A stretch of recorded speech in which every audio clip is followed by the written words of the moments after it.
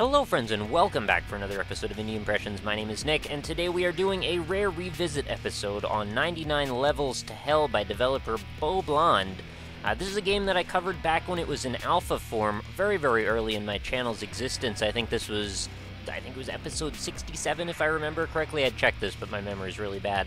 And we are actually revisiting it roughly 600 episodes and nearly 2 years later to see the changes that have been made now that this game has finally reached the echelon of coming out on Steam. So a very big day for the developer indeed, and one that should be definitely enjoyed. So if you guys don't remember, or if you haven't ever seen the video, which I wouldn't blame you because it's a long time ago, well, a lot has changed and a lot has stayed the same. I think this is going to certainly be an interesting one. It's a platformer action game with some slight RPG tendencies. Think something like maybe Spelunky meets Isaac, and I think you might have at least the beginnings of the right idea with it. It's also got a little bit of like a Diablo-esque style atmosphere, which goes a little bit out into left field on occasion, but we'll get to that in a little bit. So very first thing that I like to usually do here, let's recheck our options here just to make sure everything is set up the way we want it, and just so we can see what's there. I have everything set up pretty much like Spelunky controls for my 360 controller, but it works just fine on mouse and keyboard. In fact, you might actually prefer it on mouse and keyboard, since you have slightly more granular control over where exactly your cursor is going to be. And that's the thing with 99 Levels to Hell, you're essentially choosing your direction of where you're going to be shooting at all times, sort of like something more like Terraria, if you will. So also our stats screen here, I've played a few games. It says I've reached level 25, that's only because of some warps. I didn't actually get there in earnest or anything, so don't worry, I haven't like skipped way far into the game, but it is kind of useful information. Also at the bottom it says cheat, and I don't quite understand why it says that, but that is interesting and makes me wonder if there's maybe some cheats. Also there are credits, so everyone is properly credited, and why don't we just jump into a new game. I will try and remember the differences that are made from the old version to the new version. It's been a long time, but again, I did sort of scroll through my video quickly to try and recapture some of the stuff that I had sort of bullet pointed in my head from back then. So there are actually a few different playable characters. I don't have any of them unlocked. In fact, there's 4 in total. We're just going to play as our default magician character. Is a fancy dude with a shotgun and a big twirly mustache, which you got to kind of enjoy a little bit. So this is our main level select screen. We have the option of going tutorial on the left, or starting a mission or the game proper on the right. And this works a little bit sort of like something you might see in the way the Spelunky shortcuts are. As you reach each level of 10 levels, you'll reach a boss. If you beat that boss, you'll unlock the next door in the progression. And there are, well, 99 levels to hell. So you can see quite a variety of different crazy things going on before we would eventually reach the final area here. And all of this does have some voice acting and such to sort of guideline out the plot a little bit. And one thing I have to mention, if you remap the controls on 360, which on the 360 controller, which I did actually do, unfortunately it doesn't seem to represent that in the button prompts that show up, because I have this set to X right now. Brothers cried out, each blaming the other for mother's death, no doubt. Boys, fret not, she quietly said, for my death there is none to blame. Growing colder on the old grey bed, she had one last spell to proclaim. Alright, so the game is nice enough to quiet the music down a little bit so you can hear. Hopefully you could hear that with the volume the way it is. We'll just jump into the first run. I have actually ran into these texts and tomes also in the actual game in various places too, so you might be able to just avoid reading them there if you want and still run into them in other places in the game. So first thing that I've noticed, and pardon me if you didn't watch the original video, so there's going to be a few references back to that, but one thing that I wanted to mention right off the bat, the game feels a lot more responsive now. Something about the way that the shooting feels seems more impactful, and I think that actually goes a long way to making the character feel enjoyable to move around as, and to, you know, interact with the enemies, and by interact I mean destroy and turn into neon red jelly, which is essentially what our main mission is going to be in each one of these floors. It's a pretty simple concept, essentially. We've got a bunch of randomly generated areas. We're going to zoom around looking for a key. Each floor has its own key to find. Each key opens the door to the next one. There are a number of other little twists that'll happen throughout, though. We'll run into things like teleporters, as you can see. There's some portals that'll take you back and forth. There's various power-ups and items and shops. and perhaps even some breakable blocks like I just discovered there, the dirt that we can shoot but will also break if we jump down onto. I think there's a certain height that you can touch that on and it won't break apart. That's really exciting and kind of enjoyable to see all the gore shooting out everywhere. It's not my usual thing to say, but in this case I feel like it's quite appropriate. One cheap thing though, it is a little frustrating when you go through one of these portals and instantly take damage, just because of the fact that there was an enemy on the other side of the portal and you couldn't tell. So I had to think in portals there just for a moment and try and use that to my advantage to get to the other side of that. And I believe we should have the key. Yeah, it says it up in the top left corner. If you're wondering, the inventory stuff is pretty simplistic. You could probably tell already just by a quick glance. We've got our heart containers, 4 out of 5 there. Oh, the bomb is going to roll almost out of the way. That was almost very bad. Heart containers, we've got bombs. We've got gold that we need to collect, which looks somewhat like cheese. I think we've talked about that in the past. And then we've got some weapons and things. And you'll notice we've taken a bit too long, and the almost Daughters or Norma Jean style crazy hardcore metal is going to start playing as soon as the ghost shows up. In fact, there's, I think, 3 ghosts that will all spawn at the same time. And I feel like this music is disproportionately crazy for the actual action of these ghosts showing up, because these are not very daunting enemies. They honestly don't even kill you in one hit like the ghost in Spelunky does. You can very easily lead them out of the way and just kind of jump past them. They're also just a little bit goofy looking, in my opinion. They don't look very threatening or imposing or even particularly mysterious. They almost look like Casper or something, like something out of that sort of a universe, sort of a Disney-style thing. And again, since the button prompts don't change, I find myself very frequently pressing the wrong button to leave, even though I know what I mapped the button to. It's just, I guess, the way it is. So I'm going to zoom around some of these levels. Another thing I want to mention that has changed, as far as I can tell from the original, is the lighting in general is much, much, much better from what I remember it being. In general, the game was almost pitch black with the exception of a small radial lighting effect around your character. You know, everything outside of your direct line of sight was basically totally dark. You'd see a few torches and stuff off in the distance, but it wasn't always enough to be able to get you around when there was little bats and rats and all kinds of little things and traps and things getting in your way to try and trip you up and take away a little bit of your health.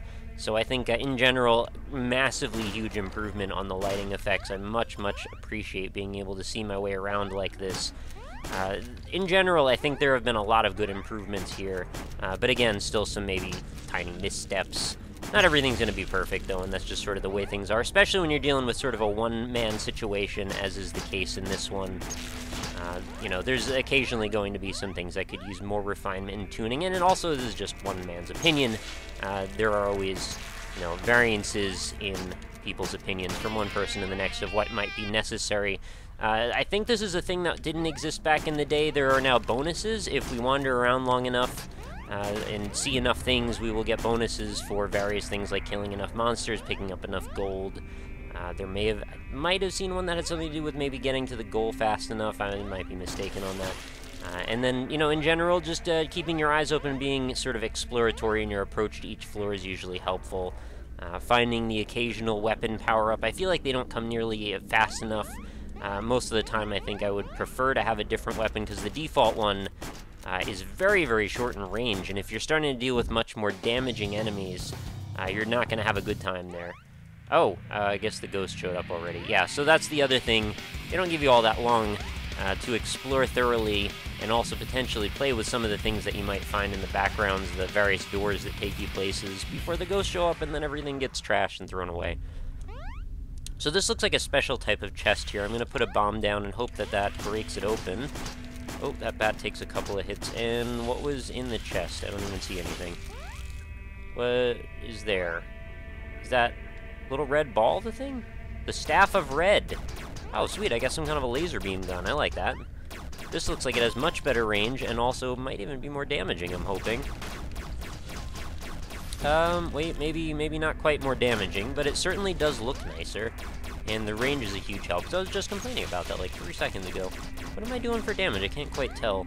It looks like the effects are actually kind of obscuring the damage counter. Oh no, there it is. It's a 20. I think my shotgun does 25, but I think it might also have some spread shot. I might be a little bit off on that, but all in all, I think this is probably an improvement, because I can certainly do a lot more damage to a lot more things in a versatile way, being able to shoot from a distance, and much faster. I think this will make a positive difference for our chances of success here. Being that this is sort of a roguelike style game, there is permadeath, of course, so if I don't stay alive, you know, I will have to start over from whatever the last checkpoint is, and by checkpoint I mean the last area where I've beaten a boss and unlocked a shortcut to the next zone. Oh, this looks promising. We've got some kind of skull here. Is there a way for me to use one bomb and get to both of these? I don't think there is, so I'm just going to go ahead and use it right on this one. And the magic skull, I don't know what that does. There aren't really any descriptors or help text, as far as I can tell, with what each item that you'll pick up does. Not even supposed to be here today, says the vendor. I don't know what the vendor's deal is. What is this? It's all experiential, that's the thing. We're going to have to figure this out over time. And unfortunately, well, unfortunately or fortunately, I guess it kind of depends on your perspective. Some might prefer the learning element. I don't think there's anything particularly wrong with it, but I think in terms of being more user-friendly for people who are just starting out, it might be a little bit prohibitive to have to run into all these items one at a time, figure out what they do, and find out when's the best moment to use one or disregard one. So in this case, we need to kill 12 monsters to get a bonus. I'm going to open this up. What is this? A green laser beam gun, I believe. I guess we'll pick it up. The poison crossbow. Oh, okay, that's cool. Too bad it does not augment the gun I had prior, so once you pick this up, it's just what you have now. I don't have a chance to pick up the other one again if I chose to keep the other, which in this case I might have done, but I'm not entirely sure yet which was the more beneficial of the two. Since we've sort of gone over what the red one does, this one looks like it's probably going to do damage over time, and may also have equally good range. Yeah, it looks like it goes on pretty much forever, doesn't it? I can't quite tell if it's hitting a wall. Oh no, it is actually breaking in midair, so I guess it does have a range to it. I have also picked up in the past something like a bubble gun, which you could sort of ensconce your enemies within and use them, I'm guessing sort of something like Bubble Bobble, and maybe pop them and kill them at the same time. I'm not really sure I remember exactly how that worked. But then there was also a blue magic wand, which shot some sort of rounds that bounced off of the walls, which you could use with one bounce to arc them around corners. And in cases like, you know, finding particularly windy areas where there were walls all over the place might have come in pretty good handy. This gun in particular, I'm thinking, is going to be a pretty big benefit if we do make it to the first boss, because the boss essentially will hopefully be able to just shoot it and then back away and hope for the best. Oh, look, it's the same gun again. Another poison crossbow, and there's a Inferno Casino up there, so I'll see if I can maybe make it over to that. Let's get this out of the way. Oh, there's a devilish-looking umbrella up at the top of that room as well. I'm just gonna spend one here and see if we get any cool stuff out of this. Nope, I'll spend one more. Is it really? It only uses one each time. I guess this is to very much encourage gambling habits. Also probably why there's two of them. I'm very tempted to use that umbrella, but I think probably it's a bad idea just because if it teleports me somewhere, I will probably miss the whole linear progression of the game. And I do kind of want to show you what some of the other areas might look like. Uh-oh, well, it looks like the ghost is going to be right in my way if I try to go down this way. Again, it doesn't kill me instantly, so I don't really have to worry about it too much, but I would prefer to get him out of the way if possible. I do have 5 hits still, so I think things are going to be just fine. Be able to just walk right under them. Oh, well, what just caused that to happen? That's very strange. Maybe the skull thing hit it? Maybe there's a way I can use that to kind of get some gold from that thing. Not really sure if there are any advanced maneuvers or advanced gameplay tactics that I'm not quite picking up on. Very possibly there may be. And you can accrue a ton of bombs as far as I can tell. I remember picking up what looked like a little stack of bombs at one point, and I think I ended up with like 25 of them. So unlike the health, which seems to cap out at a fairly low number, at least with this character, I'm not sure if things are maybe a little bit different with the other characters, you can at least keep a ton of bombs, which may or may not come in handy. I haven't ever really used bombs offensively, which might be a problem with my playstyle. I might need to learn and adapt a little bit to that. And this looks like there is going to be a little bit of exploration more than usual. With this particular level layout, it looks actually a little bit confusing here. I'm not quite sure where I'm supposed to go just yet. I see the key over there. I can trigger this portal, and then, yep, okay, we found a little safe spot down here. By triggering the portal, it gets it out of the way, and then you can hopefully use that to your advantage. Oh, but how am I supposed to do this? I'd have to make a jump through this, where this portal normally is? I'm not really sure. This doesn't look like a thing I could normally jump to, and then once I miss the jump, well, I've basically set up my path to have a confrontation with the ghost. This is a thing that I'm sort of two minds about. I'm not really sure if I enjoy when this happens, because I appreciate that the game sort of aspires to be a platformer at times, but at the same time, it's like the platforming controls are not particularly great, they're not the most accurate, and in general, I find that the platforming is a little bit frustrating. I think the game's sort of the strength is the combat here. So I guess what I could do is, yeah, one of those, use the platform and the portal together in tandem to get me across that gap. And maybe a lot of the times when I have trouble, it's just a matter of me not being able to conceptualize what exactly I was supposed to do to move things forward. Alright, so this looks like one of those little story element chambers, and I believe if I read this, it's just going to recap that thing that I read when I first walked in. Alright, so ghosts are here again, as they very often are, and we're just going to move along. Little doggy. So we are on level 6 of 10. I can't remember if level 10 itself is the boss level or if it's like level 11. But either way, we're more than halfway through. And I don't think we're going to run into too much difficulty here. But things do get a lot more difficult in the second world. My experience has shown in second and third world, of course, things do get subsequently harder on each world or floor, or whatever you want to call it, biome. So, you know, that's something to keep in mind. You do want to hopefully have some sort of a linear progression to your character's abilities, and hopefully you're finding some reasonably decent items, or at least buying them, or finding some way to get them on your character. So far, just having a slightly better weapon should be a boon for me, but I'm not sure if it's going to quite take me as far as I need to go with it, which is why I'm also collecting lots of gold in case I need to end up buying stuff. Now again, note I could bomb my way through any of these rocks if I really chose to, but I'm sort of leaving my bombs alone in case I need to use them later on. I do want to hopefully make it to the second world, though, just because I really want to show you some of the graphics from it. The game has a bit of a strange, sort of hit-or-miss graphical aesthetic. I find this particular floor, or this group of floors from 1 through 10, looks fairly nice, seems fairly refined. Seems reasonably easy to read, at least as far as the enemies go, which was a problem I had a lot with the older versions of this, that a lot of the time it was very difficult to tell the foreground from the background, which made trying to read when something was attacking you a bit tough. But I found with the jungle area, which is the next area, things are a little bit more tricky in that respect, and I found myself taking a lot of kind of stupid damage, a lot of trivial damage that I wasn't necessarily expecting to take because I just couldn't really tell what was going on around me in every direction. But then going on to the third floor, or the third set of floors, things seemed a bit easier to read again. So I guess it's just sort of sporadic. I think one thing that might go to the benefit of sort of refining the visual style with regard to that particular aspect would be to sort of have a little bit less detail maybe going on in the background, or make it a little bit further away from the foreground. Or also, you know, stay away from tight tiling as well could be a factor too. Not that I think it's particularly bad or anything, I actually quite like the graphics for the most part. Although I think maybe the animation on the character might still use a little bit of work. It seems a little bit not totally finished, I guess.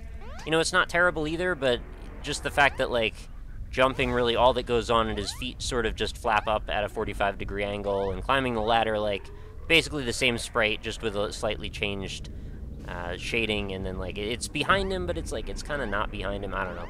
There's not a lot of granular animation, I suppose, which is not always a bad thing, and it does make up for it in some of the shadowing and lighting effects, which are pretty cool. And there are a lot of little other details, like the fact that I have this orbiting companion, and, you know, the crosshair actually does move around quite nicely, feels fluid enough, and if you're controlling with the mouse and keyboard, you know, that also works just fine, too. And I honestly don't really have much of a problem with the controls. I think it feels pretty good. But there is this sort of a strange feeling to, like, when you're moving around on the floor and then you jump up to a ladder, essentially you're doing the same kind of a motion as you would normally be doing when you're walking, just sort of walking without gravity when you're on a ladder, which is a strange feeling, coming from Spelunky, where, you know, everything has a very sincere sense of, you know, gravity and attraction and physicality, and feels very tangible in that respect. Things here feel a little bit more cartoony, if that makes sense. Not that I'm saying Spelunky isn't cartoony, but hopefully you get the sort of between-the-lines thing, what I'm trying to mention here. This is an item I have never run into. What's this do? A skull. Alright, so I've got a skull. It says, what does that say, actually? Q1B? That says I can't quite figure out what that means, and without anything to kind of clue me in on what it is that will do, I may or may not ever find out, actually. And yes, I have played through the tutorial, so it's not just a factor of, like, not knowing the basics about the game. So really, the tutorial is super simple stuff. You know, how to place bombs, how to navigate, how to, you know, get through each floor, things to look out for, how to navigate, whatever. Simple stuff. It's not really anything that I wouldn't probably have been able to figure out after a few moments of play, just in general. But, you know, I would kind of like a little bit of a briefing on what some of these items might be. Or maybe if there was an area where it could maybe reveal it between playtime, could be kind of handy, maybe sort of like an item collection screen. I don't know if that's necessarily a thing that has to be done, because it's not like every game has to follow the exact same formula, and, you know, many of these games, you know, thinking specifically of, like, Isaac and Risk of Rain, maybe does Paranautical Activity also have an item collection screen? It may or may not, I don't remember, actually. But a lot of these items with sort of roguelike elements and, you know, collectible items have a lot of tropes that are very similar to them. So I'm not saying that they all have to act exactly alike, but a lot of these the elements are there for a reason at times too, so, you know, take that for what you will, I suppose. So we're going to make sure we get our bonus here. We've gotten the bonus. Not entirely clear on what getting a high score is going to really do for me in the long run. I mean, I guess there's leaderboards, so that would be a thing. But right now, I'm not really too concerned with trying to compete with anybody. I'm just sort of trying to stay alive. Oh, look, I found a stack of bombs. This might give me a ton of bombs. Yeah, look at that. 20 bombs we just picked up. That is very generous. I guess that is your Spelunky equivalent to a bomb box, only even more generous than the Spelunky bomb box. And Casino. Guess we'll play that again. I never seem to have enough money to buy anything out of the shop. But since the casino is so generous that it only seems to take one piece of gold, I seem to always be able to get some stuff from there. I'm hoping it'll maybe hook me up with an actual item one of these times. Seems very rare for that to happen, but I have had it happen before. Alright, so now I'm kind of running out of patience. I think we'll just do, like, one more spin of each. Loser, loser, loser. Okay. And let's go to the exit, and this will take us to floor 10. And I believe we are going to fight... Okay, we're fighting a boss. Welcome to Die, of course. The titular X-Men reference. And that boss is getting destroyed, I believe. Wow, why does it have such low health? That's excessively low, actually. Yeah, so I pretty much should have killed it. Yeah, there I did already. That was crazy easy. Maybe it was my skull thing that took care of most of it? Alright, anyway, the crazy boss music wasn't really even necessary. But I also, you might notice, gained maximum capacity on my health, so that's also a factor. I can now go up to 6, which is, you know, pretty helpful. It's a thing that I would have liked to see happen a little bit more frequently, but it's pretty helpful. What's up with the right side of the screen where it's showing... Is this my descent from the top to hell or something like that? Alright, so great job. You cleared a dungeon. Gold collected 198. Items, or enemies killed 118. Bonus missions complete 4. Start next level. Let's do that. Uh-oh. I hit the pause menu, and that might be a problem. Oh, okay. I can use the mouse to start next level. I just can't use the controller there. So, that's a little weird. Yeah, there's some bugs I've run into as well. Not a ton of them or anything, but I have run into a couple of things. Like I mentioned, the prompts of some of the, you know, buttons when I'm using 360 controller don't quite agree with what's actually the thing I've mapped. And I have run into a couple of times where things have acted a little bit like, well, we're not really sure if we're using controller or mouse in this case. And that was one of the more jarring ones, the fact that it actually showed that. I feel like there was another one too, and I'm actually forgetting what it was. But anyway, now we can sort of look at this jungle background and how it sort of is a little bit hard to read, in my opinion. There's a lot going on the screen at one point. We've got crazy amounts of blood going everywhere. We've got lighting effects. We've got enemies that I may or may not need to confront at a given moment.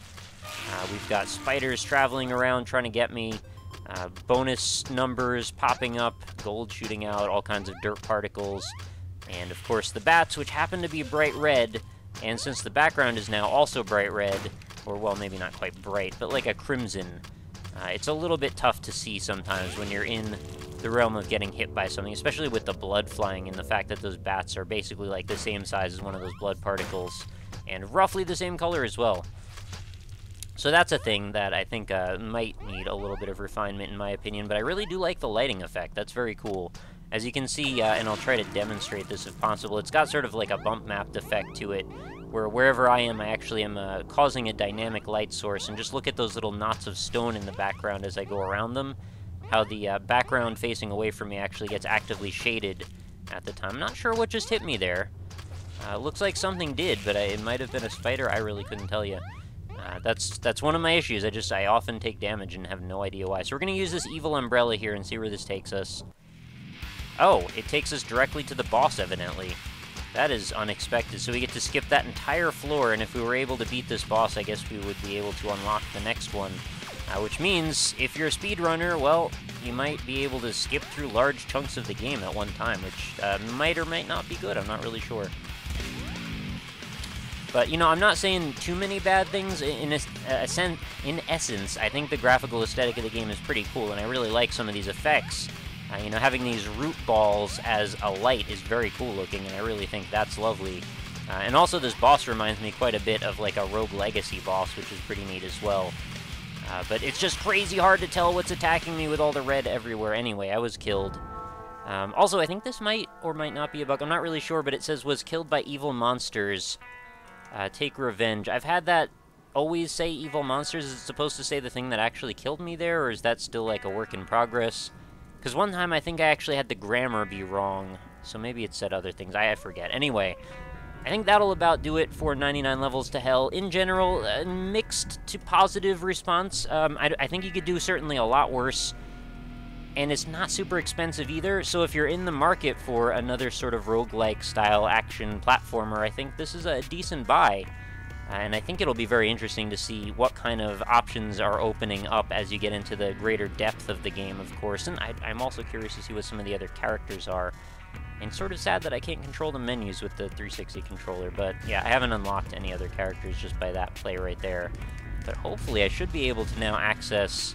Yeah, the next area is now open, so we could reveal another chunk of the story if we wanted to and continue our journey onward toward the very crazy levels of hell. Many, many more ahead yet. So with that, I will leave you for another day, so thank you so much for watching. As always, check in the description if you want a link to go grab this game yourself.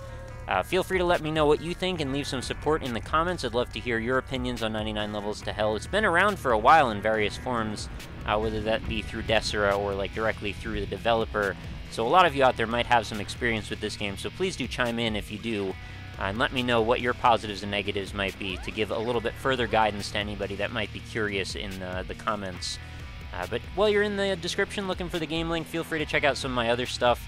Got my social media links in there, stuff like my Twitter, my Facebook, my Twitch page where I stream, and of course my website, indie-impressions.com, where you can find over 650 other episodes of this series, all neatly sorted and categorized for your perusal. So if there's a specific thing you're looking for, whether that be Steam games, Desera games, free games, specific genres, or anything like that, feel free to head on over and give it a browse. You'll probably find at least a few things, if not hundreds. So have a look, see what you think, leave some support, and hopefully I'll see you again tomorrow. New episodes go up every single day.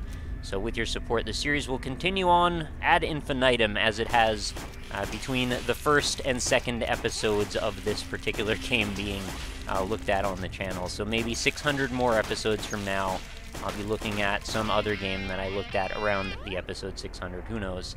But I will see you all next time. Thank you so much for watching, and I hope you have a lovely night.